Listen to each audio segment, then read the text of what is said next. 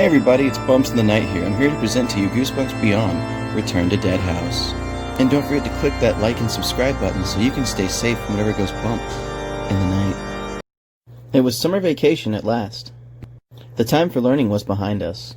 The time for book reports and homework were finally on pause. The times for video games and monster movies were here at last. Daryl and Jack had been the bestest of buds for years now. They both lived in the same neighborhood and were only a few houses down the street from each other. Daryl was the taller one of the two. He had long hair, he wore a lot of black, he was very rebellious, and he had ice blue eyes. Jack was a bit shorter. He was well fed. He always wore a hat with a Z on it. Jack was the funny one. He always had a joke or a zingy comeback. Not to mention he was a total gas bag. He could rip wind anywhere. This duo was obsessed with the paranormal. Their hobby was documenting anything they deemed paranormal and uploading it to BooTube. Daryl and Jack hung out constantly, but during summer they were practically inseparable. Even now with the way the world is, they didn't plan to let that stop them from living it up. With the mandatory quarantine being lifted, they were free to finally see each other in person again. One evening they were down by their favorite spot near the creek. The boys were discussing plans on future videos for their BooTube account when they heard a rustling in the bushes nearby. They both fell quiet, listening intently in hopes to identify whatever was making the noise. Jack crept closer to the bush when suddenly a hand popped out and grabbed his ankle. "Ah!" Jack wailed as he fell to the ground. "It's got me! Help me, Daryl, it's got me!" Suddenly laughter erupted from the bush. Two sets of Addising voices cackled in unison. "Get off me, you freaking dingus!" Jack proclaimed angrily. It was none other than the Wasaimis, amusing themselves with another cheesy prank. "I totally got you, Jack," announced Ross, the elder of the Wasaimi brothers, while Landon, the younger of the two, was laying on the ground, still laughing while holding his sides. Jack stood up quickly and dusted himself off, making sure he readjusted the hood on his jacket and fixing his ball cap so that his Z was center again. "You both can can it, or I'll do it for you," threatened Jack as he leaned to the left just a bit to let out a fart. The Wasaimis were a pair of brothers who also lived in the same neighborhood as Daryl and Jack. Landon was a few years younger than the rest of the boys in this group. He had dark brown hair, an extreme love of monster trucks. He was slender and he had a shy nature to him. Ross, the eldest, was a bit chunky, had dark brown hair just like his brother, and was obsessed with cartoons. One thing the brothers did have in common was their love of pranks. Things were getting tense, so Daryl changed the subject at hand. "So, what are you guys up to this summer, besides monster trucks and hentai?" Ross burst out angrily. "It's anime, okay? The art of drawing jiggly boobies should be respected, and is reserved for only those who are worthy of seeing the sacred panty shots." Jack rolled his eyes and responded, "You're never gonna get a girlfriend when you watch trash like that, dude." Ross shot back. "Shut up! There's more to watch than X-Files and horror movies." Jack retorted, "Hey Ross, do you hear that? Sounds like I found you a new anime, and this one's Smell-O-Vision." Ross cupped his hands over his nose and backed away quickly. Landon piped up in response to Daryl's question earlier. "Our dad's taking me to a monster truck rally in 2 weeks." "That's pretty cool," responded Daryl as he offered Landon a fist bump. Landon reciprocated the question. "So, what do you guys have planned this summer?" "We're still trying to get our BooTube videos up and off the ground. We only have 57 subscribers," Daryl responded. Landon then questioned, "Didn't the Ghouls in the Graveyard video help any?" "Yeah," Jack cut in. "It got us a whole 179 views and 4 subscribers." Jack leaned to his right and shook his left leg. "Whoa, mama, that one was spicy." Ross chimed in. "Well, why not do something truly scary then?" "Like what, lard butt?" Jack proclaimed. Ross then continued, "Well, Mr. Asshole, you can do the Midnight Mansion Challenge." "What's that?" Daryl asked. "These fires have been popping up all over town." Ross then reached into his pockets and started digging around. As he removed a folded piece of paper, a hard drive fell out of his pocket as well. "Whoops, those are my anime fan arts, but here's the flyer." Daryl uncrumpled it and began to read aloud. "Are you brave? Do you have the know-how to survive true danger? Come to the Midnight Mansion. Prove you're the toughest around. Book your overnight stay now. Located in Dark Falls. Email c_dolls@screammail.net for more information." "Bro, let's go. This will be totally sick," exclaimed Jack. Daryl crossed his arms in a perplexed fashion. After thinking it over a moment, he then offered his reply. We could film it, and whatever else they throw at us. It would make good content for BooTube." Ross then interjected, "Yeah, me and Landon were thinking about doing it, but Mom won't let me on a Templar night." Landon turned and gave his brother a confused look. "A Templar night?" Ross then softly slapped his face with an open palm in disappointment. Yes, Landon, it's part of my creed. You know, the one I took when I swore to protect the world from an ancient evil older than the first civilization? Daryl then interjected. You're talking about that video game, Assassin's Creed, again, aren't you? Well, duh, Daryl. AC-14, Eagle Force, Assassins in Space, the Templar has landed. Isn't it just gonna play itself? You're such a turd, Ross. The only thing you're an assassin to is a good time and a ham sandwich, snorted Jack condescendingly. Ross flipped Jack off and began to leave. Come on, Landon. If we're late for hot dog taco night, Mom will take away my internet privileges again. See you later, Landon said as he took off to catch up with his brother. Smell you later, losers, Jack shouted as he hiked up his leg to rip a fart. Daryl shook his head and said, that didn't make sense if they weren't able to hear you fart. Jack lightly slugged Daryl on the shoulder and followed it up with a, shut up. Daryl then cleared his throat. On to more pressing matters. Are we really going to do this thing, Jack? Why not? We need a new video, and this sounds perfect. Jack reached into his backpack and then pulled out his favorite drink, a can of Pelp C, the coolest soda out west. Daryl turned his attention back to the flyer as he began to study it. I'm pretty sure I've heard this name before. If I'm not mistaken, this is the next town over or so. Jack had stopped mid-chug. After ripping a mighty belch, he offers a retort. Beats me, dude. You know I don't leave the cul-de-sac. Daryl continued. Yeah, I'm pretty sure me and my dad have driven past the town a few times when we're looking for rummage sales to keep his shop stocked. Jack responded before going back to chugging his Pelp C. Okay, so let's boogle it and see if we can reach it on bike. Deal, and if we indeed can, then I will email this C_Dawes person, replied Daryl as he began folding the flyer. Cool, Jack says as he crushed the empty can against his forehead. The boys did their secret handshake, and then each of them headed towards their own homes. The next day, Daryl and Jack had met up back at the creek to skip rocks and discuss the adventure they were planning. 8 miles from the edge of town, proclaimed Daryl. Ha, that's funny, that's exactly what your sister said last night, Jack retorted proudly. With an eye roll, Daryl shot back. No, gasbag, that's how far Dark Falls is from Grimley Acres. Wow, that's only like a 9-hour walk, Jack said as he bent down to tie his shoe, ripping a mighty fart. Whoa, mama, enchiladas get me every time, he said with a chuckle. Daryl continued. So I say we get our bikes and we time how long it takes us to get to the edge of town. When suddenly, the bushes in front of the two began to shake. Come out, Wassimies, we know it's you, declared Daryl. No, it's not, Ross attempted to say in a raspy voice, trying to disguise himself. Jack hustled towards the bush and pointed his butt towards it. Hey, since you both like superheroes so much, here's some toxic waste. Maybe you'll mutate. He farted on the bush, and seconds later, the Wassimi brothers came out coughing and gagging. Why are you such a gasshole? Sputtered Ross. Jack just smiled and said, I'm like the masked mutant. You gain superpowers when you smell my farts. Landon weakly exclaimed, I wish I had the power to not know you. Jack beamed at him and stared towards his direction. Enough, shouted Daryl. We're going to see how long it takes us to ride to the edge of town. Do you guys want to ride with us? Landon hopped up and excitedly mentioned, Yeah, I can show off my new gravedigger bike. Ross struck a pose as he rubbed his chin. I'm just not sure. I don't want to catch Jack's tailwind. Then actually use your pedals, numbskull. Your problem is you rather use that battery your bike has than your meaty gams, Jack said as he slapped his calves. Great, it's settled. We'll all meet back here in 15 minutes with our bikes, Daryl responded. With the summer sun beating down on them, the 4 boys pulled their bikes up to the crossway at the creek. Daryl set his stopwatch, and they began to follow the directions Daryl had gotten off a Boogle. Jack had a retro-looking bike that he had bungee-corded an old boombox to. He blasted stuff from the 90s because that was the coolest time to be alive, or so he said. Daryl had a mountain bike that he had spray-painted black with a bunch of small Halloween decorations that had been hot-glued to it. Landon had a bike that almost looked like a dirt bike, with a bunch of colorful plastic that represented a monster truck's body. Ross's bike had a bunch of anime stickers and a homemade license plate with the Assassin's Creed symbol carved into it.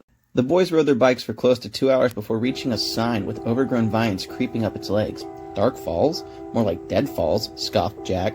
Ross seemed a bit worried and stated, This place looks abandoned. Landon chimed in, Maybe the town's following a mandatory quarantine. I don't think that's the case. I mean, if they were quarantined, why would there be flyers all over town for the Midnight Mansion?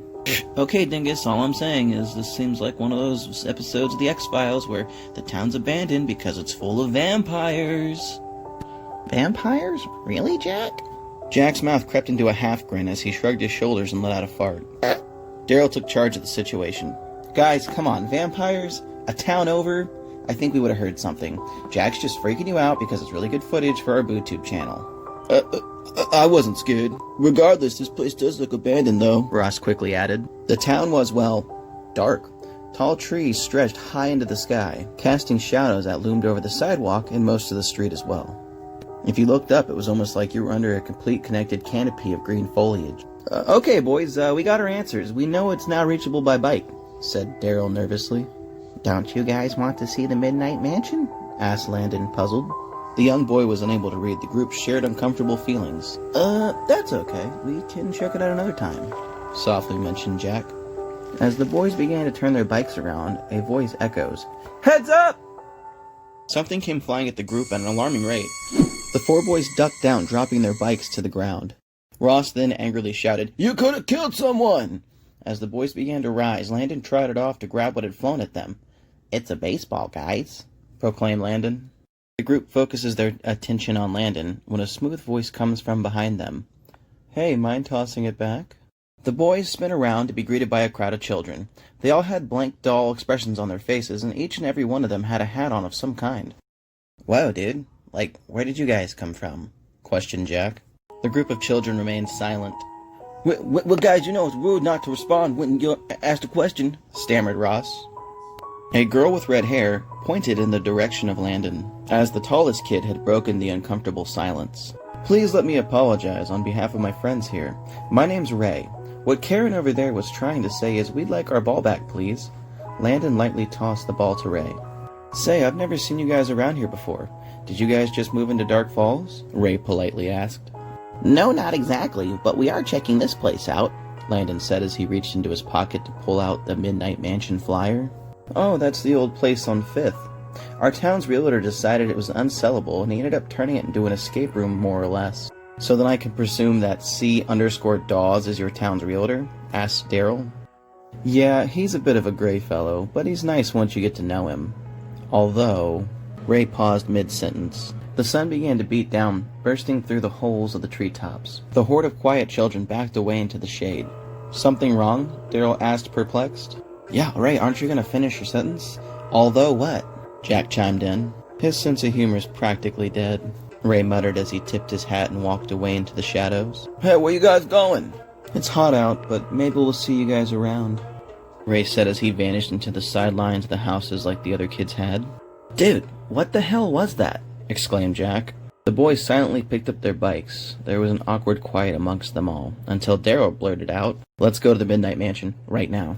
Ross protested.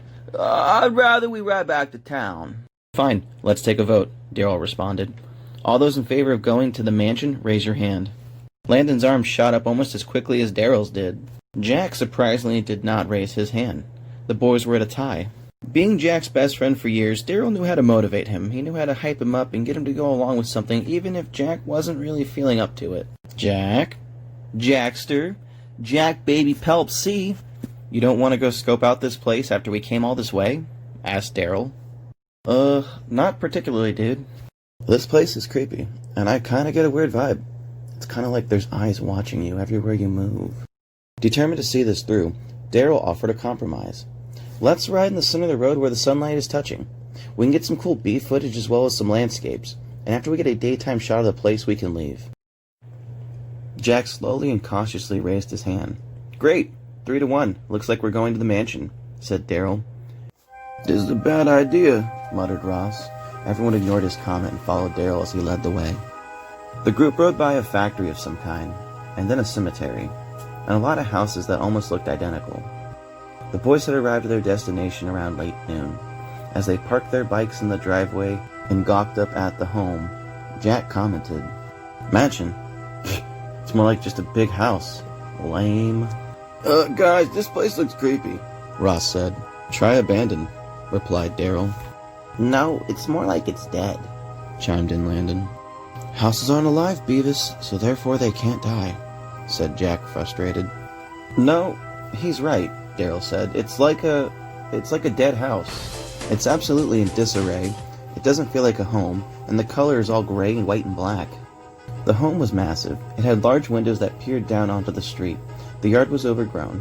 The home had a large front porch with 2 pillars on adjacent angles. Vines crept up the pillars and reached across the gutters. It looked like something out of a horror movie. Daryl began to walk up to the front porch with his camera in hand. The group started heckling him to come back. He ignored their pleas and pressed his face against the window.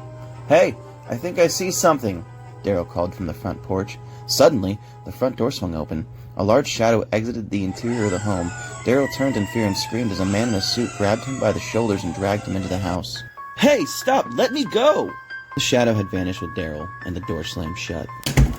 The 3 remaining boys panicked. "What do we do?" cried Landon. Jack flipped his hat around, tilted his head down, and just started running up towards the door. The Wasami brothers took just a few seconds and stared at each other. Landon started with a stutter. We have to go in there." "No way," protested Ross. Landon dropped his bike and followed Jack into the mansion. Ross let out a groan and chased after his brother inside. Ugh. Standing in the doorway, it was pitch black inside the rest of the house. Ross was alone. He called out to his friends nervously. "Hello? Is anyone around? Landon, come out!" No response. Ross started to jog down the onyx hallway in front of him as the front door behind him slammed shut. As Ross explored the innards of the Midnight Mansion, he happened upon a dining room. It was a long, grand chamber with a table that could seat at least 30 people. As he dredged across the dining room, a hand reached out from under the table and grabbed his ankle. Ross let out a high-pitched scream as he tumbled to the ground. Landon rolled out from under the table and clasped his hand over Ross's mouth. "Shut up, bro. You're gonna give away our position," Landon said quietly. Ross responded in a low, gruff voice. "I don't understand. Where's Jack and Daryl?"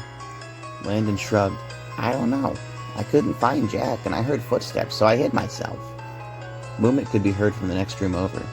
Landon and Ross exchanged a look of fear and concern, while silently nodding after Ross pointed at the door on the far right side of the dining room. The Wasamis crept towards the door in a cautious pace. Ross placed his hand on the door and rushed in. A familiar smell caught the boys off guard. "Jack?" Landon questioned as someone poked around in a cabinet. Jack turned with a Pop-Tart hanging halfway out of his mouth. "What? I'm hungry. We rode our bikes for almost 2 hours," he said as he leaned to let out a fart. "Okay, but where's Daryl, Jack?" Ross asked, a bit frustrated. Jack paused for a moment and let out a subtle, "I don't know." The boys took a moment to regroup and started to exit the kitchen when suddenly, the fridge started shaking before it burst open. Blood spilled out from the innards, followed by severed limbs. The 3 boys shouted in terror and took off running towards the door that wasn't blocked off by a puddle of blood. As the children stampeded down the hall, a tall, dark figure cut off their pathway. You couldn't make out much in the shadows, but it had an ominous glow in its eyes, kind of like an animal in the dark. A deep moan echoed from the figure's diaphragm. "Wait! I need your blood." "Oh, my monster truck, it's a vampire!" shouted Landon nervously. Jack doubled back for the kitchen, and the Wasami brothers gave the figure the slip by parting around it. The brothers came to a fork in the hall. There was a door on their left and a staircase in front of them. "Which way?" asked Landon. "Oh, take the door!" shouted Ross. "Wait!" Landon hissed as he placed his fingers to his lips. "Do you hear that?" The sound of a faint moan and movement could be heard behind the wooden door. The choices didn't seem all that great, but faced with the stranger or this mysterious door, well, it was more than obvious as the boys gripped the door handle. A voice bellowed across the house over a speaker. Gentlemen, please, if you wouldn't mind, stay out of the basement." Moments later, light blinded the kids all at once as it raced across the veil of darkness. A man in a pinstripe gray suit wearing a business attire bolo hat slowly descended down the stairs. Stay away from us," Ross stammered. "Boys, relax. I'm not here to hurt you. The name is Mr. Dawes." "If you're not here to hurt us, then what happened to Daryl?" Landon asked, equally scared and angry. A few moments passed, and Daryl came walking down the stairs with a smug grin on his face. "Gotcha," Daryl proudly proclaimed. Ross angrily balled his fists up and shouted, "You dumbass! We were worried about you!" "I know, and I appreciate it," said Daryl. "I don't get it," Landon said softly. Daryl closed the personal view screen on his camera and began to explain. "I set this whole thing up. After Ross gave me the flyer, I emailed Mr. Dawes and explained to him what our group does from time to time. Urban exploration, and a horror-themed BooTube channel. He offered us an inside look, free of charge, if we helped him spread the word about the Midnight Mansion. And I figured, 1, it's good for the channel. 2, there's no way we'd get Ross in here unless it was an emergency. And 3, this is for always trying to prank us, Daryl explained calmly. Mr. Dawes then offered the boys some refreshments, as the group circled back to find Jack. Ross asked Mr. Dawes, "So, is the theme here vampires? Is that why they call it the Midnight Mansion?" The question caught Mr. Dawes off guard, as he crooked his head to the side with a confused look on his face.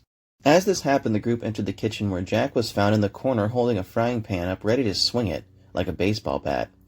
Daryl opened up his camera and then chanted at him, "Swing, bada bada, miss!" "Daryl, you're alive!" Jack shouted excitingly. "Yes, Jack, the whole thing was a prank with a twist," Daryl responded as the group gathered together. Mr. Dawes then asked Ross, "What do you mean vampires? This place has some jump scares, but I'm afraid I don't understand where you got the idea from." "Well, your scare actor, who showed up in the dark right before you turned on the lights." Ross was mid-sentence when Mr. Dawes cut him off. "I didn't bring any scare actors in for this little demonstration." "Wait, then who was the guy that we—" Once again, Mr. Dawes cut in mid-sentence. "Boys, I don't know how to tell you this. The only reason I ended your frightening session early was because you were prying at the basement door." "What? A basement? Is it as spooky as the rest of this haunted house here?" asked Jack excitedly. "No, it's where we keep the props and the other stage magic that brings this old place to life," Mr. Dawes said with a crooked smile. "Oh, so that means we're not going to get the inside scoop on it, are we?" asked Jack nonchalantly. "Now, boys, I only ask one thing of you when the time comes for your real tours. Stay out of the basement," Mr. Dawes said with a firm tone in his voice. "Okay, I do have one question for you," Daryl said as he pointed the camera to Mr. Dawes. "What inspired the name for your attraction here?"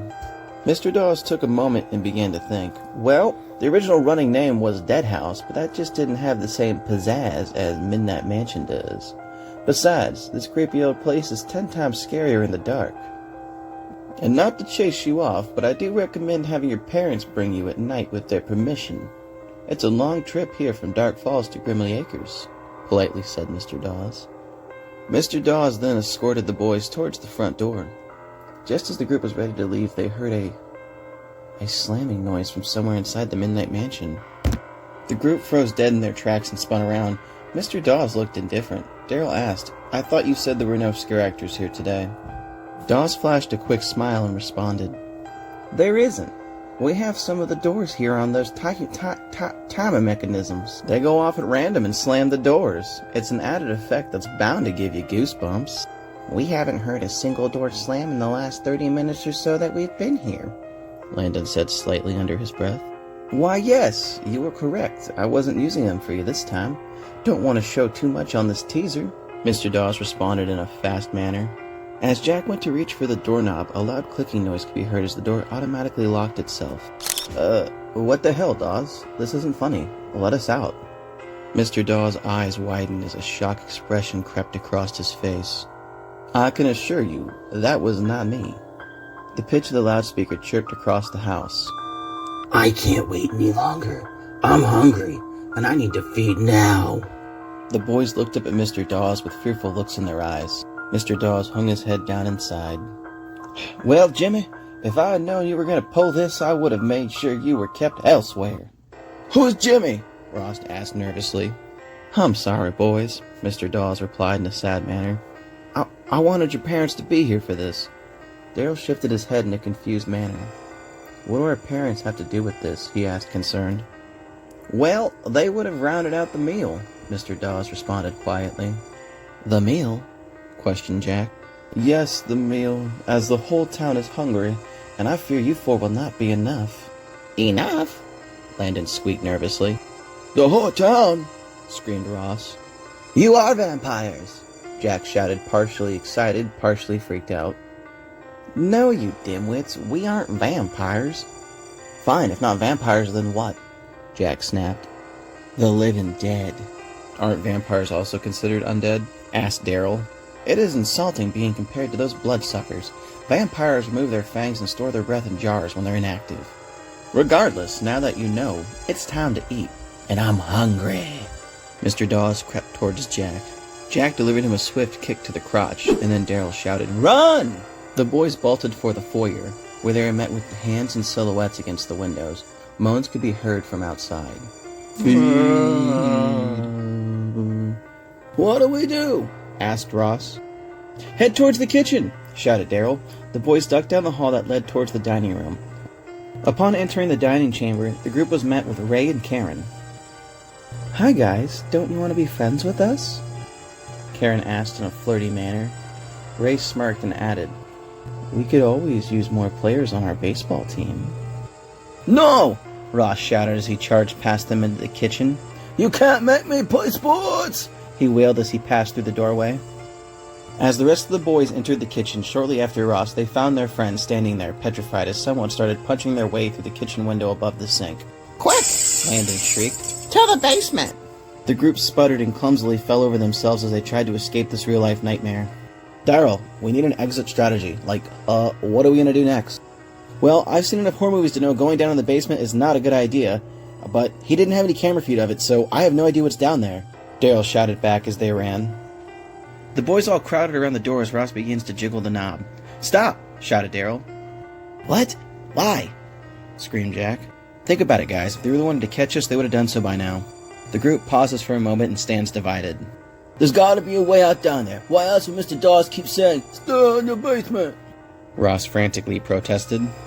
I know you're panicked, but just stop and think about it for a moment. How come Mr. Dawes didn't give chase? How come Ray and Karen didn't try to stop us entering the kitchen?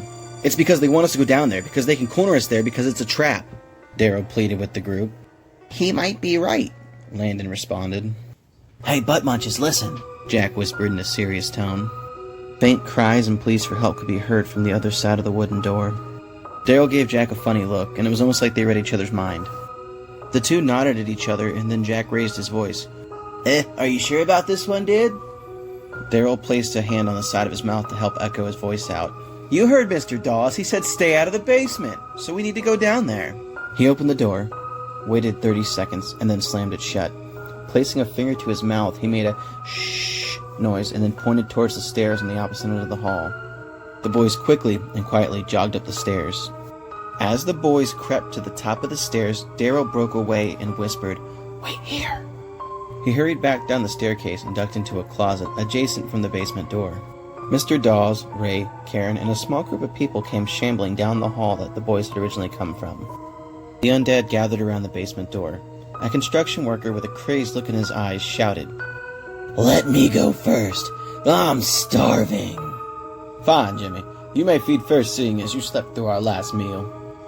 Mr. Dawes reached out to open the basement door. Jimmy rushed in, and the small crowd slowly followed.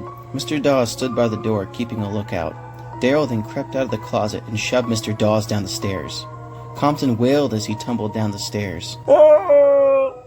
Daryl quickly slammed the basement door shut, ripped off his belt, and tied it to an extension cord he had found in the closet he was hiding in. He then wrapped the belt in around the door handle, and the extension cord around a light fixture that was nearby. Daryl then sprinted up the stairs to meet up with his friends. Totally sick, dude, Jack shouted as he slapped Daryl a crisp high five. Ross then shouted excitedly, That was an Assassin's Creed shit if I ever done seen it. Landon began to praise him as well when Daryl cut them all off. Guys, we need to get to the control room. There's only so much time until they break out of the basement. I was there the first time you guys entered. I'm sure I can find the door lock switch. The boys followed Daryl as he led the way to the control room. To everyone's surprise, the room was empty. The control room had about 20 small TV monitors all hooked up to wires that zigzagged across the room. They were connected to 2 keyboards and a few control boxes. The control boxes had a bunch of switches that were flipped up and down. The switches flipped up had a green light underneath them. I was up here with Mr. Dawes when you guys came in. I saw him push a few keys and flip a switch or two. Daryl plopped down in the control chair and started to mess around with the switches and keys. Landon noticed there was a single screen blacked out. What do you think this one is? He asked curiously. Now isn't the time to worry about that, Landon, Ross said, panicked. As the two brothers bickered, Jack reached up and pushed the button on the right-hand corner of the screen. After a few seconds, the screen flickered on. You could make out a mob of people hurtled around the staircase to what was assumed was the basement. Look, Jack shouted. There's chains attached to the wall. Sure enough, if you were to look hard enough, you could see shackles. Some were in use. There were people down there. They are vampires, Ross wailed. While the remaining three squabbled over what was after them, vampire or zombie, Daryl went to work flipping switches and pressing keys. No, butthead, Mr. Dawes said this place was based on the undead, the kind that rise from the grave, Jack said snippy. I still say vampires. Why else would people be chained up in the basement, Jack? Landon cut them both off mid-squabble. Zombies, vampires, mummies. I don't care. I just want to go home. Got it! Daryl screamed in excitement. The group hurried down the stairs when suddenly a loud crack echoed through the midnight mansion. Jimmy burst through the basement door with a wild look in his eyes. I'm hungry, and I want to feed.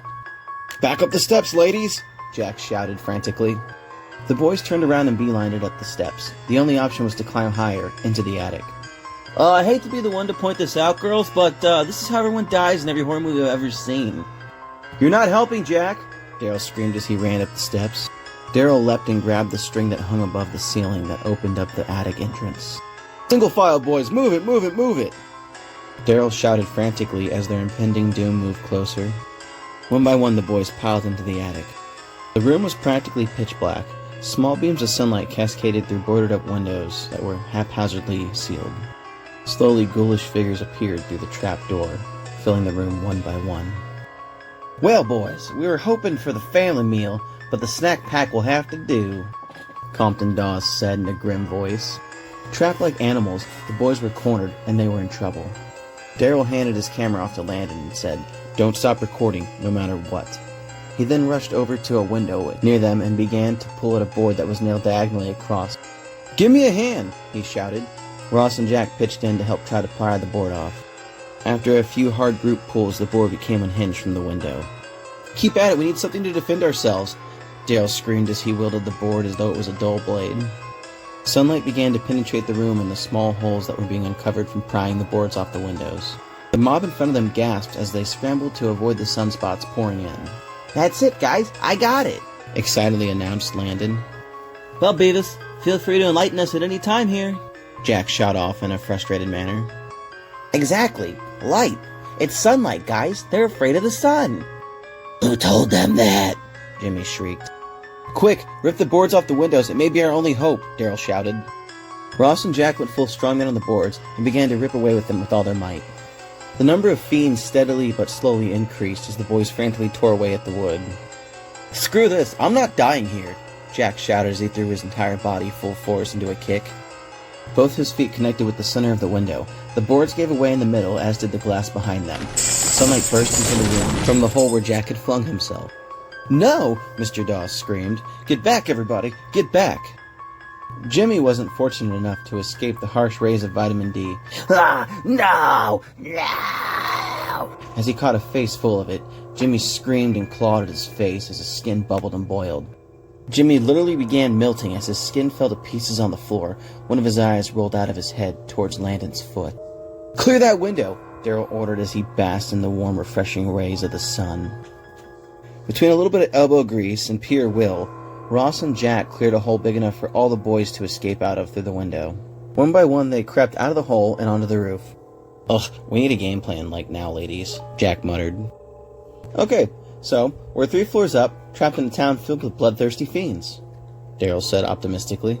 So basically, the season 1 of The Walking Dead, muttered Ross.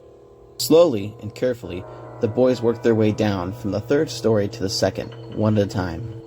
The group kept a cautious, ever-watchful eye on the streets. As the 4 made it down to the 1st level of roofing, the clouds began to cover the sky. The warmth of the sunlight faded as a bunch of the undead citizens shuffled into the streets. Shut! Ross shouted as the dead gathered in a mob. Well, we're screwed, Landon said in a defeated tone as he hung his head down. Daryl placed a reassuring hand on his shoulder and said, "Not yet. We just have to wait until the next sunburst happens. The moment the clouds clear, we'll make a jump and we'll grab our bikes and we'll haul ass down the part of the street that can't be touched by the shadows." We don't stop till we get past the welcome sign to Dead Falls, Ross chimed in. "We don't stop till Dead Falls is so far behind us we can't even see it anymore," Jack said as he one-upped everybody. The plan was set, but the boys had another problem. The sun was starting to get lower. There was about 3 hours of daylight left before they hit twilight. Luckily, not even 10 minutes went by before the next sunburst happened to hit. The heat of summer could be felt again as the sun pushed its way through the gray clouds. The masses cleared the streets as they disappeared into the safety of the shade underneath the trees. Now, Geronimo! Jack shouted, an equal mix of nervous and excitement. The boys rolled into action and leapt off the first story of the roof into the front lawn near the driveway. One by one, they hopped on their bikes quickly. Daryl took his camera back from Landon and snapped it shut so he could focus his energy on hauling ass out of town. The boys rode in a unison straight line out of town.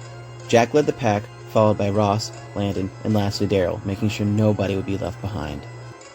The undead crowd began to give chase through the shaded yards and sidewalk area, each taking caution with their steps to make sure they didn't suffer the same fate as Jimmy.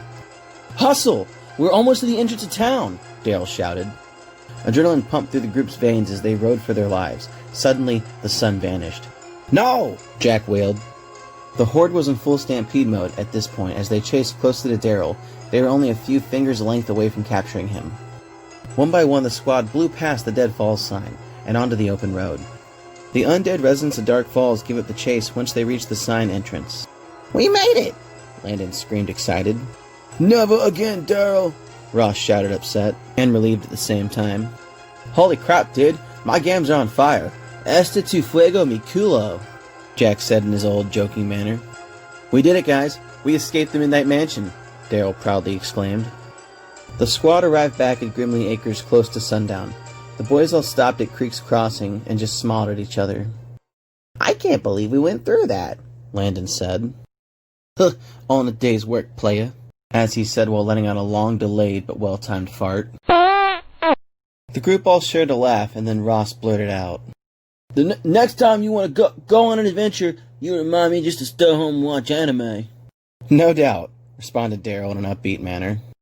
The group parted ways as the sun vanished into the night sky.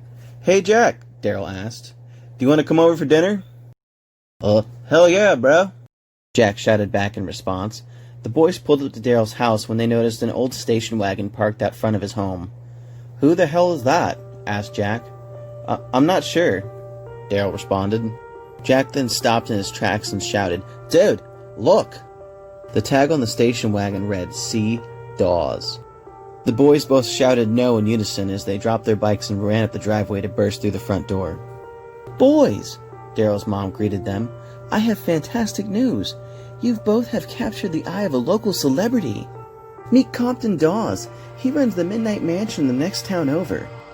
Sure enough, Compton sat there politely in the armchair inside the den of Daryl's home, sipping some tea. "Compton tells me he's seen your BooTube work and would like it if you would film a commercial for his new attraction. And in repayment, he's offered our families, as well as one guest family, to take his tour of terror. Isn't this just perfect? That way you can invite you guys' friends, the Wasaimis. And don't worry, I know how much you both love horror, so I agreed to make it your summer project." An evil grin shot across Compton Dawes' face. Jack and Daryl both look at each other and just scream in horror, "No!"